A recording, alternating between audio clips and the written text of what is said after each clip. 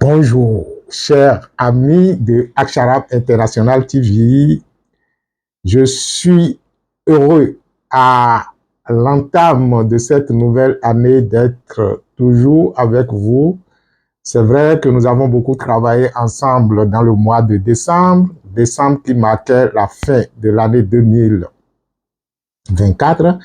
Et c'est heureux de se retrouver déjà en ce début de mois de janvier, toujours sur notre chaîne pour poursuivre l'expérience que nous avons commencé depuis peu.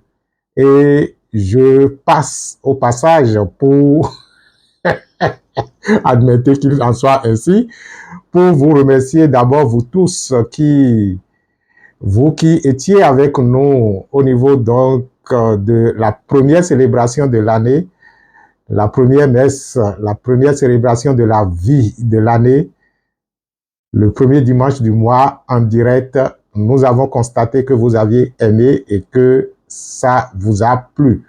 Ce qui est sûr, nous sommes là, chacun jouant son rôle. Et dans cette existence où nous sommes contemporains d'incarnation, je pense que ce n'est pas le fruit du hasard et que chacun, lorsque chacun s'éveille au rôle qu'il devra jouer et qu'il le joue parfaitement, cela sonne harmonieusement et c'est ça ce qu'on appelle l'existence. C'est vrai que nous la vivons à défaut parce que lorsque vous êtes un ensemble d'individus, lorsque vous êtes un ensemble de personnes, disons, vivant dans un environnement précis, et que chacun ne s'éveille véritablement pas à son rôle, et que chacun ne retrouve pas sa place et jouit véritablement de cette place-là qui est la sienne, il y a une certaine cacophonie qui sonne. Et c'est en fait la cacophonie que nous avons engendrée par le fait que nous ne reconnaissons pas notre place au sein de l'existence. Nous ne nous éveillons pas au rôle que nous devrions jouer au sein de cet ensemble qui fait que nous vivons la souffrance de l'existence. Et il en sera toujours ainsi jusqu'au moment où chacun comprendra. De toutes les façons, nous, je ne dirais pas qu'on s'est éveillé à notre mission. Nous savons ce que nous devons faire dans cet ensemble que nous constituons aujourd'hui. Et c'est pour cela que ça fait toujours plaisir de se retrouver avec vous. Et nous sommes là. Le thème sur lequel je voulais échanger avec vous, c'est justement tout ce que nous avons fait à la fin de l'année 2024 et que nous continuons à faire au début de cette année 2025. Je dis tout simplement des rituels de fin d'année et après. C'est ça le thème. Des rituels de fin d'année et après. C'est vrai que ça fait déjà un certain nombre d'années que nous vivons sur cette terre et nous avons cultivé le sens de l'observation.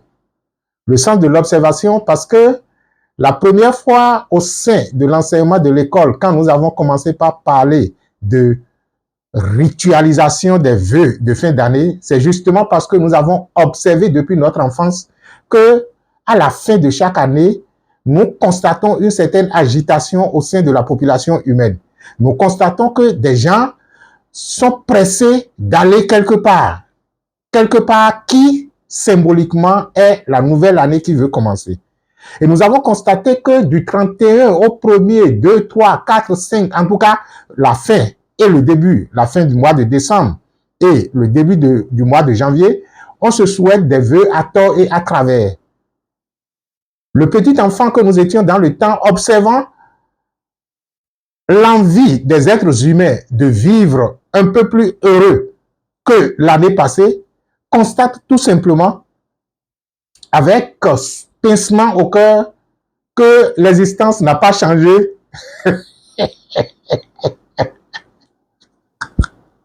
L'existence n'a nullement changé comme on l'aurait souhaité. Et que, comme on le dit chez nous, c'est-à-dire que le chat, on l'a envoyé en France ou quoi. Et on pensait que du retour, il allait changer de langage. Et quand le chat est revenu, le chat a dit miaou. Et les anciens disent, tel il est parti, tel il est revenu. C'est-à-dire que les gens vivent dans la nouvelle année comme l'ancienne année, même si entre les deux, il s'agit pour dire que l'existence va s'améliorer. Je constate alors que c'est comme si on vient tout simplement se donner un soulagement psychologique à la fin de l'année pour dire oui, l'année prochaine, là, ça irait mieux. Je me rappelle un jour, j'étais en train de discuter avec mon papa qui, entre-temps, à la proche de la nouvelle année, estimait que, bon, l'année prochaine, les choses vont changer et tout le reste et tout. Et je lui disais, ben, ça fait la même chanson qu'on chantait depuis et que je n'ai jamais vu une certaine amélioration se pointer à l'horizon. C'est juste une façon de parler. C'est, en fait, lorsque vous vous observez correctement et que vous observez le genre humain, vous allez constater alors que il y a des gens à qui on a souhaité la bonne et heureuse année, on a souhaité la santé, on a souhaité la protection, ci ou ça, et que déjà dès le début du mois de janvier, ou courant mois janvier, des choses se sont passées de façon catastrophique. On dirait alors que Dieu n'a pas exaucé notre souhait. Mais quel est ce Dieu qui chaque année refuse d'exaucer notre souhait et que nous continuons délibérément avec entêtement de composer toujours avec lui? Alors, je voudrais tout simplement, à travers cette capsule, à travers cet échange, nous ramener à un fait. Nous avons fait des rituels de fin d'année. Nous avons rempli des fiches de vœux sur lesquelles nous, on va travailler. Nous avons fait Rafeza. Nous avons fait quoi encore? La veillée spirituelle. Nous avons fait les différentes purifications que le maître nous a conseillées, que Maurice nous a conseillées, que telle personne nous a conseillé, que si, que ça, ainsi de suite. Mais qu'est-ce qui va se passer véritablement au cours de l'année? Ce qui va se passer, c'est ce que je vais... Bon, est-ce que c'est une prédiction? Non. C'est en fait ce que je vais nous dire à travers cette capsule. C'est pourquoi je dis des rituels de fin d'année et après. Après tous ces rituels, après toutes ces méditations que nous avons fait à la fin de l'année et au début de l'année, le après, c'est quoi? Le après ne dépendra pas de la vie. Le après ne dépendra pas de Dieu. Le après dépendra encore et exclusivement de nous. Le après dépendra exclusivement de nous parce que lorsque nous ritualisons un principe, parce que c'est ça en fait un rituel, lorsque je rentre dans le mouvement énergétique confirmant un principe, c'est ça ce qu'on appelle rituel, c'est-à-dire qu'il y a un principe qui a généré naturellement des lois et la mise en mouvement de la matière est la mise en pratique de la loi qui doit produire naturellement des faits. Donc, faire un rituel, c'est en fait prendre conscience d'un principe que nous ritualisons, que nous mettons en mouvement, c'est-à-dire que nous générons une fréquence qui en fait répond à la logique d'un principe. Je donne un exemple. C'est vrai que nous savons tous que le sel est soluble dans l'eau, mais tant que je ne mets une certaine quantité d'eau avec une certaine quantité de sel que je mets dans l'eau et que je mélange pour comprendre que c'est ce qu'on appelle la dissolution de sel dans l'eau, ça reste toujours une idée vague que le sel est soluble dans l'eau. Donc, lorsque je comprends le principe selon lequel le sel mis dans l'eau se dissout, le rituel consiste donc à mettre le sel dans l'eau et à mélanger pour constater alors que le sel n'existe plus, mais que cela a donné au contraire à une solution qui n'est ni eau ni sel, mais un mélange des deux.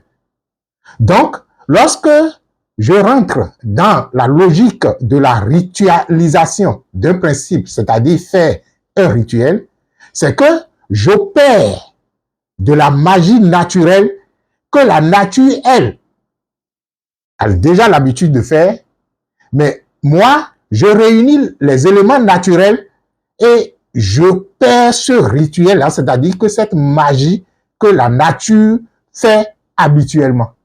C'est par exemple, je prends de l'eau sur laquelle je fais mes vœux ou mes souhaits, et puisque je sais qu'il y a une loi naturelle qui dit toute chose que l'on sème dans la terre pousse et donne des fruits, cette eau sur laquelle j'ai pratiqué une certaine méditation, sur laquelle j'ai évoqué des souhaits, j'ai donné des vœux qui me concernent ou concernent une tierce personne, je creuse la terre et je verse là-dedans.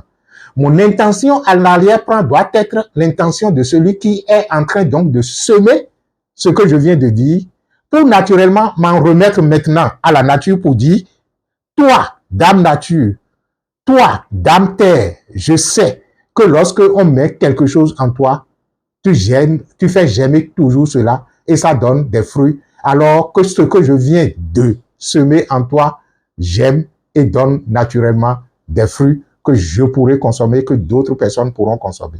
C'est, en fait, je donne un exemple de rituel pour dire que ça, par exemple, c'est un rituel. Et lorsqu'on parle de rituel, il y a certaines personnes qui commencent déjà par avoir peur. Je me rappelle qu'entre-temps, j'étais en train de faire une émission avec une dame et on parlait de quoi? C'était une émission en développement personnel, en entrepreneuriat.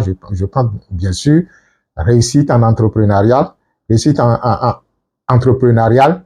Et je disais, oui, lorsque la personne finit donc d'écrire ci ou de faire ça, il va falloir qu'il passe à un rituel. Elle a sauté de sa chaise et il a fallu que je lui dise ce que j'appelle le rituel.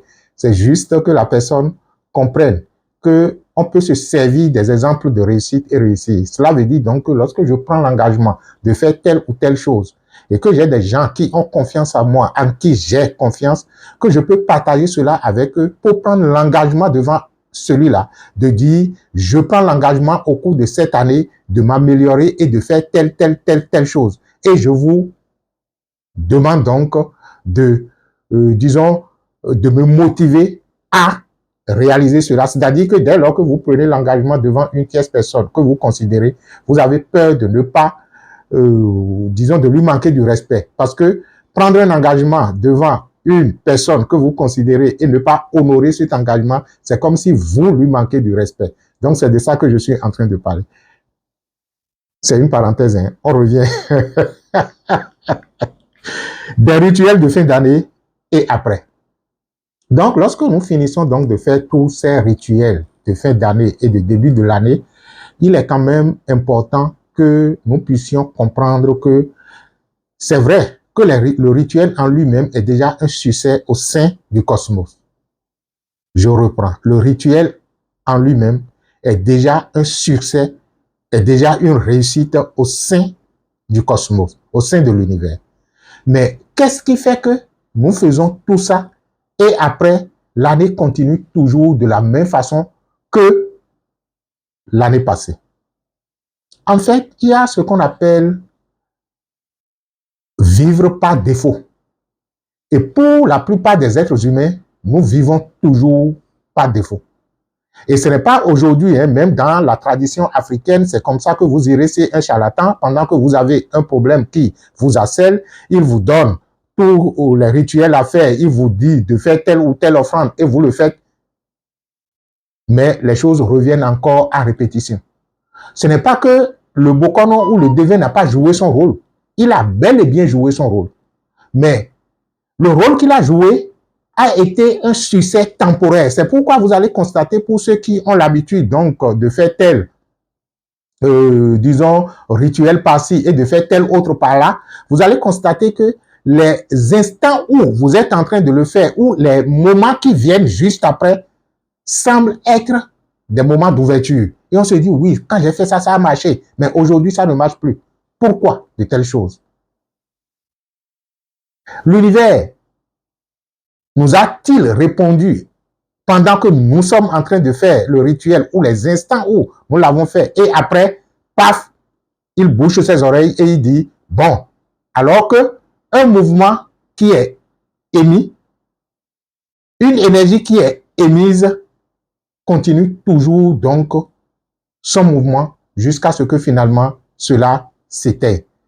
Alors, qu'est-ce qui se passe véritablement? Je disais que pour la plupart des gens, nous vivons par défaut. Vivre par défaut, c'est en fait se laisser conduire par, qu'est-ce que je vais dire? Est-ce que certaines personnes parleront donc de subconscient, encore qu'il est impossible de ne pas se laisser conduire par le subconscient, parce que justement, le subconscient est ce qui gère la plupart, justement, des mouvements vitaux. Je prends la respiration. Nous en sommes conscients rarement. Il va falloir en cultiver la conscience. Le battement de notre cœur. Tout ça, ça vit indépendamment de nous. Mais qu'en est-il des rituels? Lorsque nous faisons des rituels allant dans tel ou tel sens, il y a toujours un comportement, il y a toujours des attitudes qui naturellement sont inhérents, comportements et habitudes inhérents au rituel que nous avons fait. Il y a toujours un état d'être à être et à avoir, parce que nous parlerons d'abord de l'être, à être et à avoir, qui naturellement doit être la conséquence directe du rituel que nous venons d'opérer. C'est pourquoi vous allez constater que pour ce qui concerne l'école, en tout cas que le maître Elmansio Gosson dirige, vous allez constater que toutes les fois que nous voulons opérer un rituel, il y a toujours un enseignement qui précède cela, afin que chacun comprenne véritablement le pourquoi de cela. Et lorsque vous comprenez pourquoi il en est ainsi, vous vous alignez sur le principe premier du rituel que vous avez fait.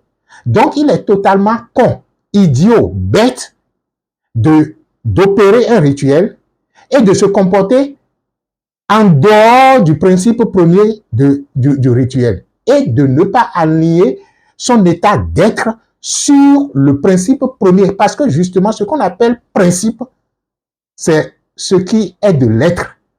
C'est-à-dire que je prends ce bic, c'est une forme. On dira qu'il y a quelque chose qui est et qui a permis à ce bic d'être. Par conséquent, le bic ne peut pas être bic sans cette chose-là qui est et qui justifie sa présence.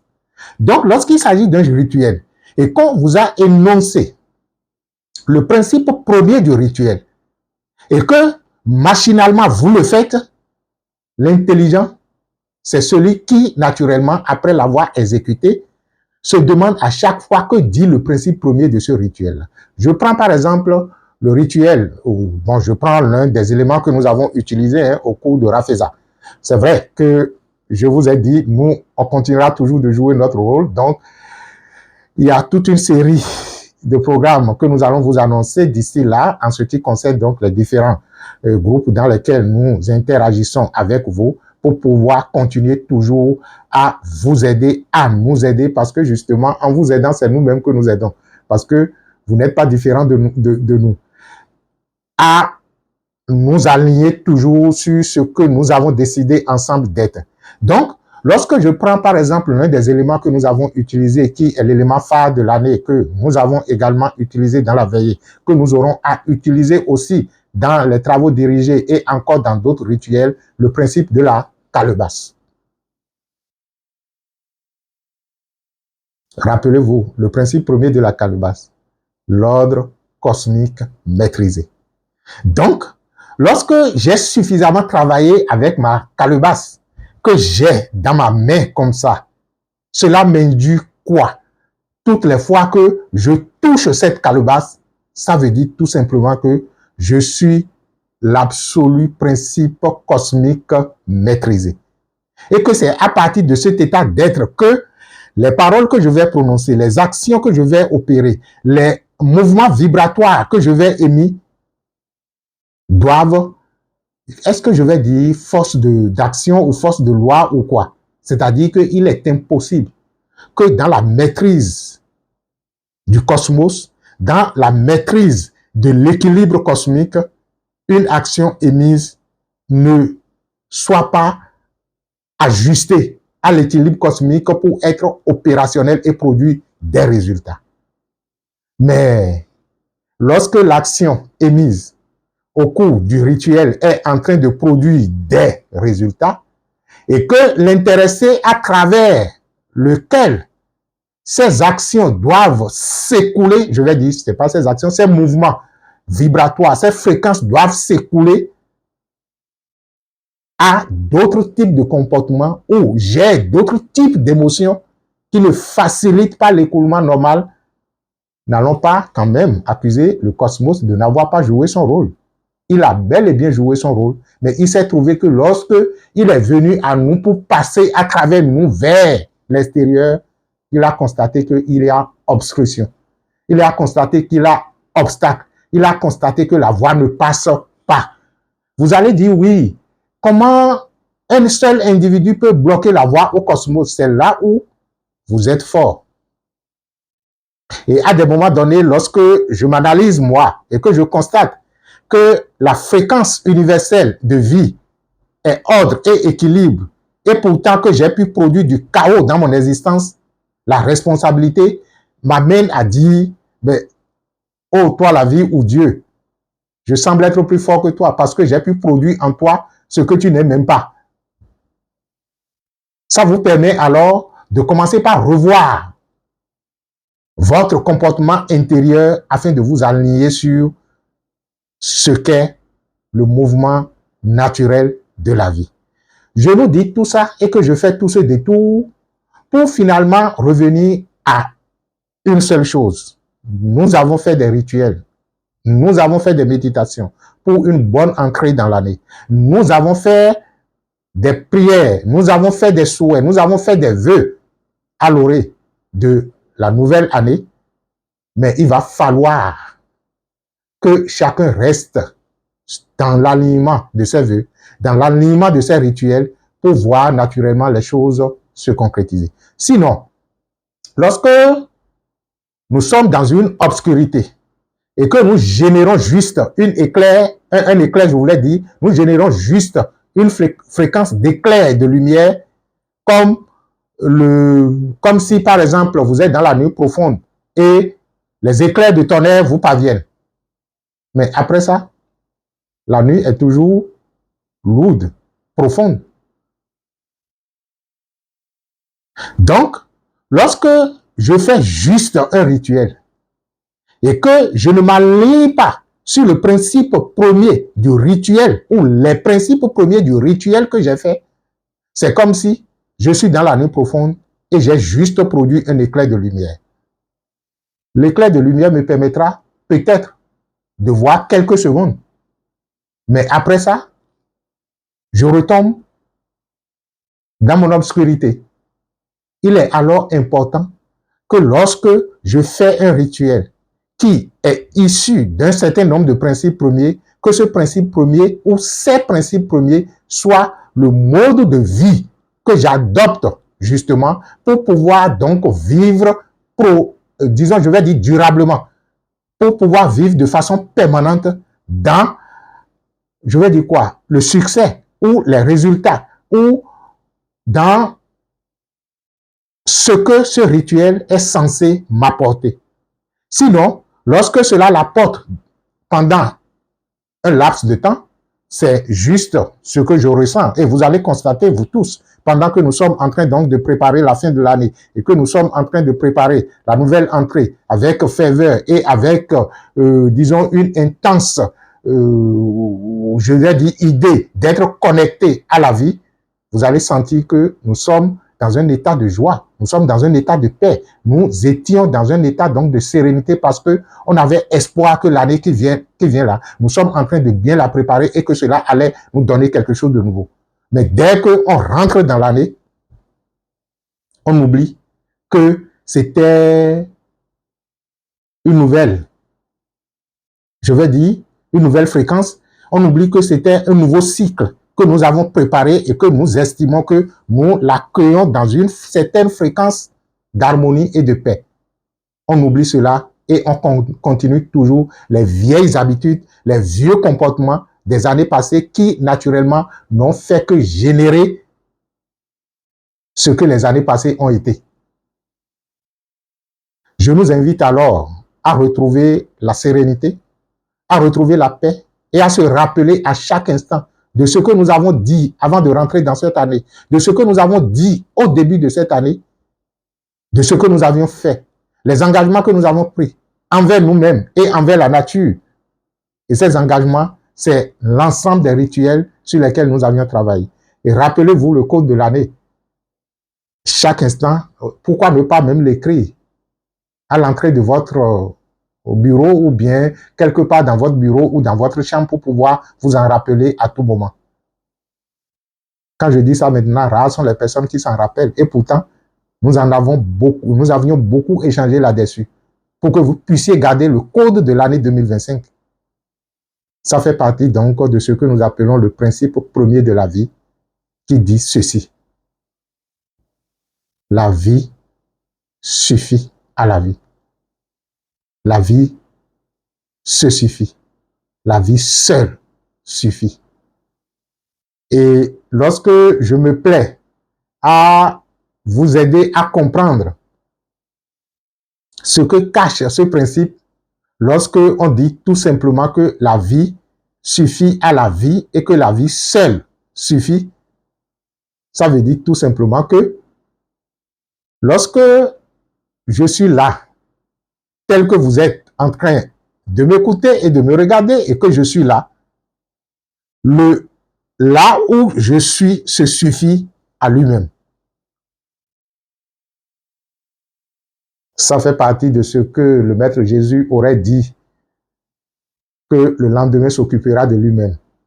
Cela ne voudra pas dire qu'il faut passer une vie passive et ne rien faire et dire que non, demain s'occupera de demain. Non, c'est juste ce qu'on entend dans, par exemple, la Heka, la célébration de la vie, quand on dit renoncer à votre vie et rester dans la vie une et universelle. Ça veut dire encore ce que Jésus le Christ disait quand il disait « Celui qui perd sa vie trouvera la vie éternelle ». Je n'ai pas l'intégralité de la phrase en tête. Je pense qu'il disait, oui, celui qui veut sauver sa vie la perdra. Et celui qui perd sa vie pour moi aura la vie éternelle. Les gens ont bêtement pensé que, bon, c'était la personne de Jésus à qui il fallait consacrer sa vie et tout le reste. Ça fait partie des interprétations qui ont, disons, rendu l'Afrique bête. Lorsque les gens sans conscience, les gens sans connaissance viennent nous parler de ce qu'ils ne connaissent pas, ou peut-être ils connaissent, mais puisque cela leur arrange de les interpréter comme ça, et que nous aussi, on ne fait pas preuve de notre intelligence et qu'on accepte bêtement ces choses, on devient alors des bêtes. Donc, il ne s'agit pas de perdre sa vie pour qui que ce soit. Il s'agit tout simplement de reconnaître que la vie est autosuffisante et de ne pas chercher alors à ajouter quelque chose à la vie avant d'être. Cela ne voudra pas donc dire qu'il ne faut pas travailler. Cela ne veut pas dire qu'il ne faut pas améliorer son existence. L'amélioration même de l'existence par le fait que je reconnais que le mouvement que je fais en termes donc d'action pour améliorer la vie est d'abord et avant tout l'essence même de la vie qui se met en mouvement pour s'ajouter à la vie, pour ne donner que plus de vie. Mais lorsque je perds totalement la conscience de la présence de la vie en moi et que je me mets à faire quoi que ce soit, cela donne tout simplement souffrance, dégâts, disharmonie et tout le reste parce que seule votre conscience détermine qu'est-ce que je vais dire? La qualité des résultats. Voilà. La qualité des résultats que nous obtenons au sein de l'existence est intimement liée à l'état de notre conscience. Donc, les rituels que nous avions opérés, pour rester dans la logique du rituel, il faut naturellement s'inspirer des principes premiers de ces rituels. Prenez votre, disons, bloc-notes. Réécoutez les audios ou les conférences que le maître a fait. Réécoutez les travaux que nous avons fait ensemble et dégagez, liés à chaque rituel, quels ont été les principes qui ont été donc, disons, mis en œuvre.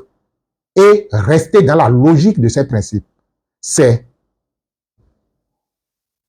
continuer alors de façon, je vais dire quoi, de façon tacite, le rituel que nous avions démarré. Parce que justement, l'existence elle-même est déjà un rituel. Ne savez-vous pas que le fait de se lever du lit le matin est un rituel? Parce que cela génère un mouvement de la matière. Ne savez-vous pas que le fait de se coucher le soir est un rituel et que la marche est un rituel et que la parole que je suis en train de prononcer, la communication que nous sommes en train de faire ensemble maintenant, que c'est bel et bien un rituel. Ah oui. C'est pourquoi je dis souvent que c'est en vous aidant qu'on s'aide. Hein. Nous comprenons alors que nous sommes toujours en train de faire tel ou tel rituel. Maintenant, le rituel que nous sommes en train de faire, est-ce que cela répond à une certaine harmonie de la nature ou bien sommes-nous déjà en train de désorganiser les éléments de la nature pour naturellement vivre le chaos issu donc de cette désorganisation? C'est à nous de savoir. Il est alors important de rester dans la logique des rituels et pour y arriver, je vous dirais tout simplement, si les vœux ont été des choix que nous avons faits, si les paroles que nous avions prononcées lorsque nous baptisions l'année, ça c'était au cours de la veillée, nous allons revenir dans la veillée parce que dans le groupe de la veillée, je vous l'ai dit, hein, parce que justement, la plupart des gens, surtout qui ont fait la veillée à distance, ont eu droit à des fiches de vœux sur lesquelles nous allons travailler et on vous fera le compte rendu comme on l'a fait l'année passée et vous dire naturellement quels sont les comportements et les attitudes que cela devra générer en vous. Et on mettra chacun devant ses responsabilités. Donc, lorsque nous avions fait tout ça, il faudrait que nous soyons toujours dans le choix qui était le nôtre. Par exemple, au cours du baptême de l'année, j'ai choisi que cette année soit pour moi une année d'équilibre, de paix, une année de guérison, une année d'expérience de la santé. Qu'est-ce que je fais à chaque instant? Dès lors que des émotions ou des pensées issues du passé, quand je dis issues du passé, c'est-à-dire de ces anciennes habitudes et de ces anciens modes de pensée me viennent. Dès lors que cela vient dans mon espace intérieur, je prends conscience et je dis, waouh, toi tu es là encore, alors que tu es relégué déjà aux années passées. Mais pour cette année, je ne te donne plus vie. Je constate juste que tu es là. Mais je te rappelle, en te pardonnant bien sûr, parce que sans le pardon de l'ancienne pensée, sans le pardon de l'émotion en moi, je ne peux pas vivre, ou du moins je ne peux pas prétendre à un autre choix. Parce que le pardon dit tout simplement, tu es là, mais tu n'impactes plus ma vie. Puisque tu es là et tu n'impactes plus mon existence, j'ai la possibilité donc de faire un autre choix. C'est ça le résultat du pardon. Donc, lorsque dans l'interaction avec quoi que ce soit avec une situation, que ce soit avec une personne, vous arrivez à comprendre que la présence de la personne n'est pas dérangeante et que malgré sa présence, nous pouvons toujours faire d'autres choix. On dit que vous avez pardonné. Parce que vous comprenez alors que il est ainsi, quand je dis il, c'est peut-être les gens, ou je dirais elle, la personne, ou elle, la situation, que cela est ainsi parce que il ne peut en être autrement compte tenu de l'état de conscience qu'il a généré. Donc, même si c'est en moi et que cela se passe et que je n'aime pas ce qui se passe en moi, c'est tout à fait naturel. Parce que si à un moment donné, je constate que ce qui se passe en moi ne participe plus à mon bonheur, ne participe plus à mon épanouissement, c'est normal que je ne l'aime pas. Mais j'ai l'obligation de pardonner. Et puisque je l'ai pardonné, je finirai par l'aimer. Parce que, qu'est-ce que l'amour? L'amour, c'est pouvoir quand même se donner aussi à la personne malgré qu'on ne partage pas les mêmes points de vue. Et puisque nous sommes des personnalités multiples, si chacun se surveille, il le constatera. En nous se trouve aussi un certain nombre de dysfonctionnements que nous avons l'obligation de pardonner. Donc, lorsque je le pardonne ou je pardonne cela, je reviens maintenant à mon espace intérieur et je fais un autre choix. Le choix qui s'aligne sur celui du rituel que j'ai fait en fin ou début de l'année. Le choix qui s'aligne sur mes vœux du début de l'année. Le choix qui s'aligne sur mes prières et sur ce que je veux que l'année soit pour moi. Les maîtres disent généralement que notre existence est fluctuante parce que nous ne sommes pas constants dans notre choix. C'est-à-dire, on fait tel choix aujourd'hui, demain c'est un autre choix qu'on le fait, et que ce n'est pas nécessairement ce que nous déclarons. C'est les pensées que nous entretenons, ce sont les émotions que nous entretenons, et ce sont naturellement les actions que nous posons qui déterminent ce que nous disons que nous sommes. Parce que le vrai choix part d'abord de l'état d'être. Donc, si je n'arrive pas à reconnaître un état d'être s'alignant sur le principe premier du ou des rituels que j'ai fait et que je pose des actions qui ne sont pas dans cette logique, je suis naturellement en train donc de faire d'autres choix autres que ceux que je prétends avoir fait à la fin et au début de l'année. Donc, il faudrait naturellement que chacun se surveille, que chacun s'éveille à une dimension de lui-même pour comprendre que le tout commence d'abord par son état d'être. Et lorsque le code de l'existence dit la vie, le code de l'année, je vous l'ai dit la vie suffit, c'est juste que ne permettez à rien de venir troubler votre quiétude intérieure.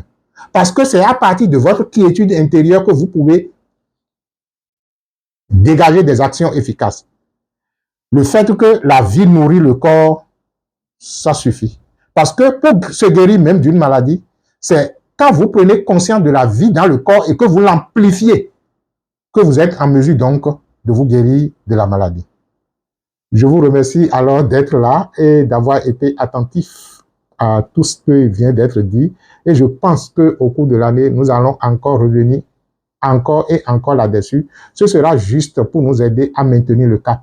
Parce que nous souhaiterions de toutes les façons que lorsque nous pratiquions les méditations, lorsque nous pratiquons les rituels, que cela puisse faire impact dans notre existence. Parce qu'il n'y a pas une spiritualité qui soit séparée de l'existence que vous vivez maintenant. Cette spiritualité est déjà rangée au placard. La spiritualité telle qu'elle est vécue en Afrique n'est pas différente de l'existence. L'existence n'est pas différente de la spiritualité. Il n'y a que les religions importées qui estiment que nous allons préparer, c'est-à-dire nous allons vivre notre spiritualité ici pour préparer l'au-delà. C'est idiot. Et ne soyons pas des idiots. Nous sommes des êtres intelligents. Donc, faites en sorte que votre spiritualité soit en interaction avec votre existence et que votre existence soit en interaction avec votre spiritualité. De toutes les façons, quand je fais comme ça et je fais comme ça, quelle différence y a-t-il entre le début du mouvement et la fin du mouvement, le déroulement du mouvement et, je vais dire, ce que le mouvement produit comme résultat? Nul ne le sait. Tout est un. C'est pourquoi l'Africain dit l'invisible et le visible font une et une seule chose. Il n'y a pas de différence entre le début du mouvement, la fin du mouvement, parce que quand je fais comme ça, c'est fini, non? C'est aller où? Dans l'invisible. Pendant que je n'ai pas commencé, c'était dans l'invisible quand j'ai commencé. Et pourtant, c'est parce qu'il y avait une force potentielle dans l'invisible qui a permis à ma main de faire comme ça pour tourner. Vous voyez? Donc, c'est aussi simple que ça. La parole que je prononce, lorsque vous ne l'entendez pas encore, elle était où? Dans l'invisible. Lorsque je la prononce, vous l'entendez. Et par la suite, on ne l'entend plus. C'est aller où? Dans l'invisible. On dit alors que ce qui permet au visible d'être, c'est justement l'invisible.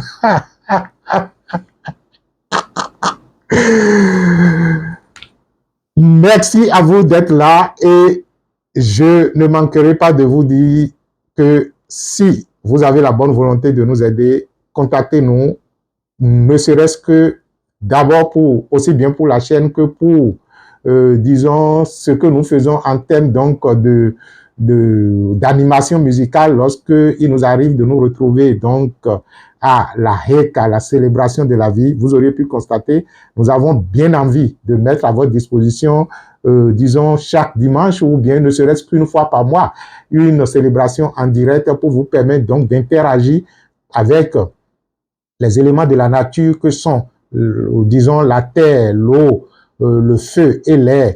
Parce que quand vous êtes toujours en interaction cohérente, en interaction équilibrée avec ces 4 éléments, il est très difficile à quelqu'un de pouvoir donc vous faire quoi que ce soit parce que la personne passera naturellement par ces éléments avec qui vous êtes déjà en harmonie et qui vont dire non, quand même, lui parle, tout le monde sauf lui. Ça ne passe pas par ici.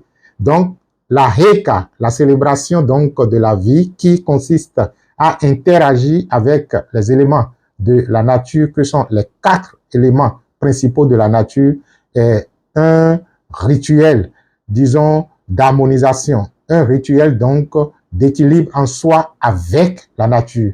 Je vous remercie d'avoir été là et que les bénédictions soient.